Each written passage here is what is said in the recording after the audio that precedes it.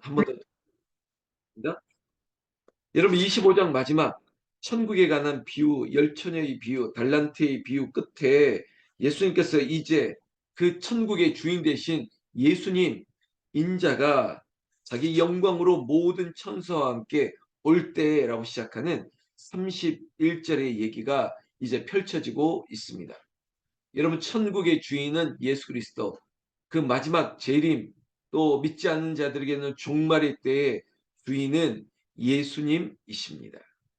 예수님이 오시면 마치 신랑처럼 갑자기 아니면 늦어도 반드시 돌아오시는 그 주인은 예수님이 오셔서 그 마지막 때 그리고 그 재림의 때 분명히 기쁨과 슬픔이 교차하는 그 순간을 예수님으로부터 시작되는 것입니다. 마치 역사의 주인공이신 예수님, 그 예수님으로 기준으로 마치 예수님 이전에 BC가 있고 그리고 AD가 있는 것처럼 예수님이 역사의 기준인 것처럼 마지막 때 그 종말 재림의 심판 때도 예수님을 기준으로 한쪽에는 오른편에는 그 한쪽 왼편에는 구원받고 구원받지 못하는 그 심판의 모습이 드러나게 될 것이라는 것입니다. 자, 이 얘기를 예수님께서 이어가십니다. 반드시 영광과 보좌에 앉으리니 자기 이 천사들과 함께 마지막 인자가 오실 그 모습을 그려내고 있다는 것입니다. 32절 보면 모든 민족을 그 앞에 모으고 각각 구분하기를 목자가 양과 염소를 구분하는 것처럼 보십시오.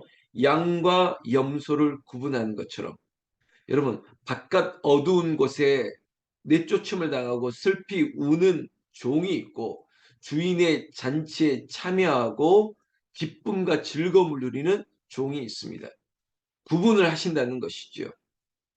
마치 우리가 쉽게 얘기하는 천국과 지옥을 구분하는 것처럼 양과 염소로 그리고 오른편과 왼편이라는 구분을 분명히 하고 있습니다.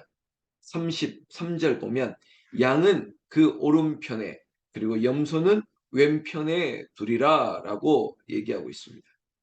자, 그때 34절 임금이 그 오른편에 있는 자들에게 이제부터 얘기하고 있습니다. 그 오른편에 있는 양이라고 했던 이 오른편에 있는 자들을 상속자라고 얘기하고 있습니다. 무엇을 상속받느냐?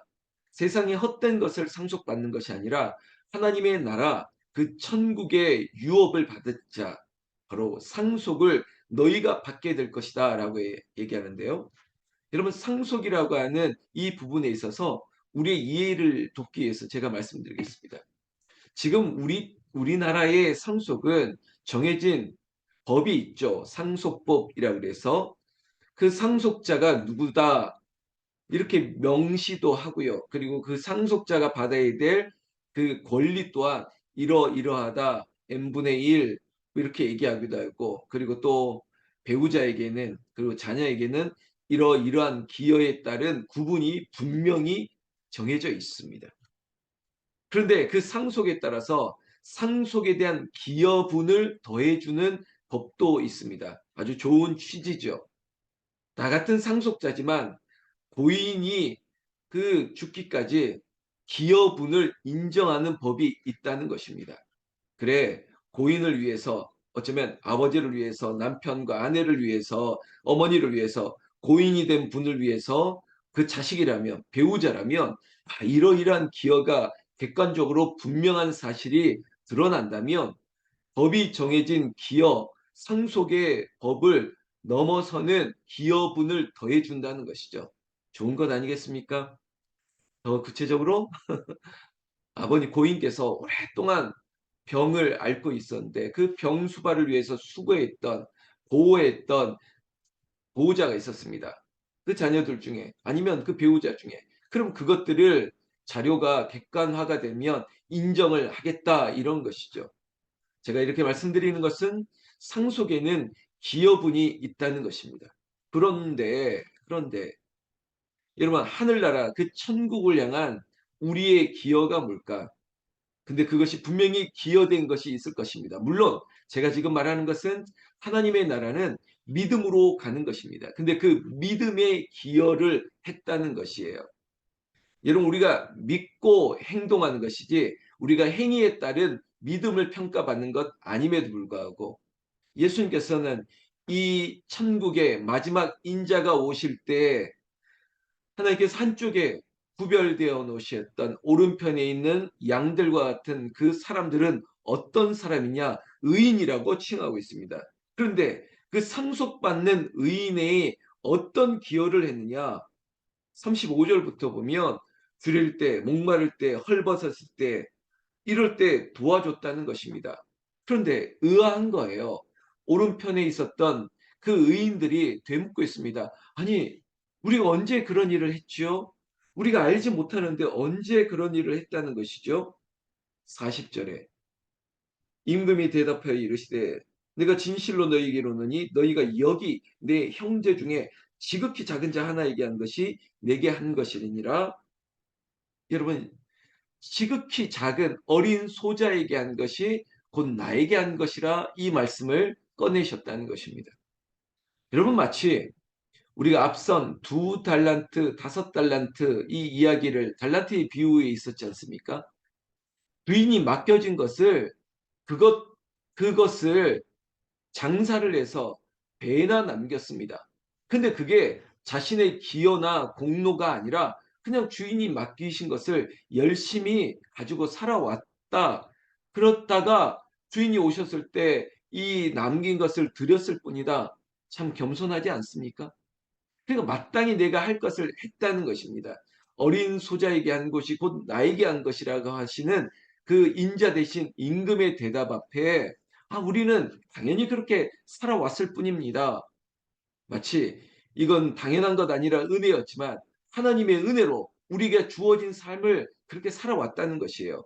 5달란트, 2달란트 받은 그 종들처럼 그저 주어진 것 열심히 살았을 뿐인데 그 열심히 살다가 마치 이야기처럼 배고픈 자에게, 줄인 자에게, 무언가 도움이 필요한 자들에게 그냥 늘 그렇게 주의 은혜를 받은 대로 나도 은혜대로 섬겼을 뿐인데 인자가 마지막 때 오신 임금님이 그것이 나에게 한 것이야. 너희가 무의식적으로 저 어린 아이 하나를 도와준 게 그리고 네가 저 나그네를 도와준 게 결국은 나에게 한 것이야 라고 말하는 것이죠. 사랑하는 새벽을 깨우는 성도 여러분, 우리가 내게 주신 은혜를 무엇으로 보답할까?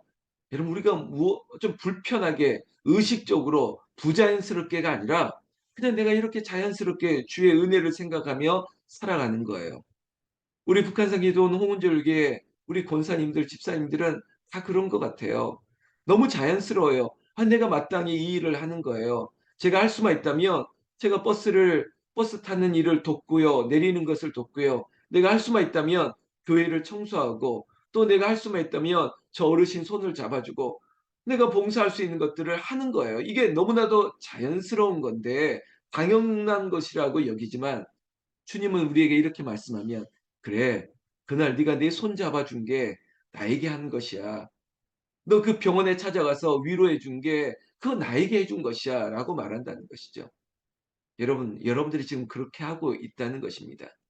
하나님의 나라 주의 백성들 정말 특별히 소외된 자들을 향해서 아파하는 자들을 위해서 믿음이 약한 자들을 위해서 우리가 다가가는 우리가 실천하는 손내밈이 하나님을 기쁘게 할 뿐만 아니라 우리 주님을 섬긴 것이죠.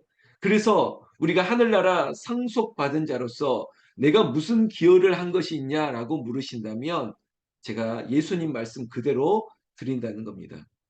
우리 권사님들 그렇게 사셨어요. 그렇게 교회를 위해서 순간순간 하신 것이 곧 하나님의 나라 교회를 위해서 한 거예요.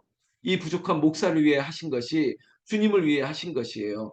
우리 구역에 있는 서로를 위하여 그렇게 섬기신 것이 바로 주님을 위해서 하신 것이에요. 그렇게 칭찬을 받고 상속받을 자의 기여가 반드시 있다라고 말한다는 것입니다. 그렇다면 여러분 또 왼편에 있는 염소와 같은 구별된 그들에게 예수님께서 책망하고 있습니다. 마치 백구법처럼 비교를 하고 있기 때문에 그래 너희는 42절에 들일 때, 목마를 때, 배고플 때, 헐벗었을 때, 병들었을 때, 옥에 갇혔을 때, 이러이러할 때 너희들은 마실 물이나 보양을 어떤 공경을 하거나 도와주거나 아무것도 한 것이 없다. 그래서 45절에 이에 임금이 대답하여 이르시되 내가 진실로 너희에게 이르노니 이 작은 자 하나에게 하지 아니한 것이 곧 내게 하지 아니한 것이라 하시니라. 여러분 한 것에 대한 하나님의 그 칭찬과 하나님의 복이 있지만 하지 아니한 것에 대한 저주도 있다는 것입니다. 형벌이 따른다는 것입니다. 여러분 하지 아니한 것에 대한 심판이라고요. 마치 한 달란트 받았던 바로 25장에 있었던 달란트의 비유에서 한 달란트 받았지 않습니까? 여러분 달란트라고 하는 게 아주 큰 것이라는 것 알고 있잖아요. 그것을 가지고 하지 아니한 것, 뭘 하지 않았죠? 여러분 이걸 가지고 5달란트, 2달란트 받은 그 종들처럼 그냥 일상에서 그래 그거 가지고 살아보는 거예요. 장사하는 거예요. 해보는 거예요. 해보지도 않고 아 이거 안 되겠지 땅에 묻어두고 야 이거 가지고 잘못하다가 혼나겠지. 여러분 하지 아니한 것 이거 책망이 따른다는 거죠. 우리는 때로는 여기 있는 분들은 아니지만 우리가 때로는 변명하지 않습니까? 아이 경기가 어렵고 아유 뭐 형편이 어렵고 또 이거 뭐 시간도 좀 안 되고 뭐 이런 것. 여러분 그럼에도 불구하고 하는 사람이 있지 않습니까? 아니 5달란트, 2달란트는 했지 않습니까? 왜 한 달란트 받은 자는 왜 하지 않았죠? 그렇게 하지 않고도 왜 그렇게 말이 많죠? 여러분 하지 아니한 것에 대한 사랑하는 성도 여러분, 우리 이렇게 할 수 있지 않습니까? 우리가 멀리 떨어져도 제주도에 있어도 멀리 있어도 그리고 일하는 일터에서도 현장에서도 기도할 수 있는 이 길이 열려져 있는데 왜 하지 아니할까요? 이 자리에 있는 우리는 해당되지 않지만 여러분 해야 되는 것입니다. 하지 아니한 것에 대한 후회를 여러분 두지 마세요. 그래, 이 감동이 왔을 때 제가 이런 표현했지 않습니까? 즉시 해야 된다고. 바로 해야 되는 거예요. 5달란트, 2달란트 받을 때도 그거 가지고 즉시 바로 장사했다는 성경 구절이 있지 않습니까? 바로 하는 거예요. 아브라함에게 너가 100세 때 얻은 아들 이삭을 바치라고 했을 때 그거 바로 할 수 있어야 돼요. 그렇지 않으면 시간이 미루고 미루고 하면 못해요. 이거 어떻게 얻은 자식인데 하나님 해도 너무하시네. 목사님 우리 형편 아시는데 이렇게 말하시면 되나요? 그렇게 말한 적도 없지만 그렇게 막 내 말이 많아지는 거예요. 기도가 많아져야 되는데 말이 많아지기 시작하면 안 돼요. 아무것도 못해요. 믿음은 하는 거예요. 즉시 하는 거예요. 뭐가 그렇게 많아? 반대로 우리가 받아진 환경, 마치 시험과 고난이 크고 많으면 그것도 감당하면 되는 거예요. 할 수 있는 것이죠. 여러분 46절 마지막에 그들은 영벌에 의인들은 영생에 들어가리라 하시니라. 여러분 마치 한 글자 차이 아닙니까? 영생에 들어가는 자가 있고 영벌에 들어가는 자가 있고 지옥은 꺼지지 않는 불입니다. 그리고 우리가 가야 될 하나님의 나라는 여러분 영원한 나라 말 그대로 하나님의 은혜 가운데 우리가 영생을 누리는 그 나라 우리가 들어가야죠. 여러분 하나님의 나라는 믿음으로 가는 것입니다. 그 믿으니까 우리의 믿음이 하게 만드는 거예요. 여러분 결국 가만 보세요. 우리가 믿음 없을 때는 안 해진다니까요. 여러분 우리 새벽 기도하시는 분들이 수준을 제가 믿으니까 여러분 믿음이 없으면 11조도 안 되고요. 감사도 여러 가지 하나님 앞에 드려지는 예물 드리는 것 안 돼요. 믿음으로 하는 것이지. 그죠? 여러분 아시죠? 지금 이제 우리가 하는 모든 하나님을 향한 수고와 헌신과 봉사라고 하는 것들 이것도 믿음이 있기 때문에 하는 거예요. 이걸 어떻게 억지로 합니까? 맡겨도 안 되는데요. 믿음으로 할 수 있는 것 믿음으로 한 것에 대한 하나님의 축복이 있지만 하나님께서 은혜로 주신 것에 대해서 하지 아니한 것, 탈란트를 주었는데 묻어두는 사람도 있는 것처럼 여러분, 여러분들이 주어진 내 남편에게, 내 아내에게, 내가 교회에 만나는 사람에게, 어쩌면 내가 오늘도 우연찮게 만나는 그 사람에게, 특별히 소외된 사람에게 내가 그리스도의 사랑으로 돕는 그 일들을 통해서도 내 믿음이 그들에게 전해지고, 결국은 예수 믿으세요. 우리가 결국 복음을 전하는 이 모든 것들이 믿음을 통해서 흘러 넘치기를 바랍니다. 오늘도 내가 주님 받은 은혜로 내게 주신 은혜를 내가 무엇으로 보답할까? 그 은혜에 할 수 있는, 내가 할 수 있는 모든 것들을 자연스럽게 그렇게 섬기는 자로 겸손하게 감당하시는 저와 여러분들 되시기를 나는 우리 주 예수님의 이름으로 축원합니다. 축원합니다. 기도하겠습니다.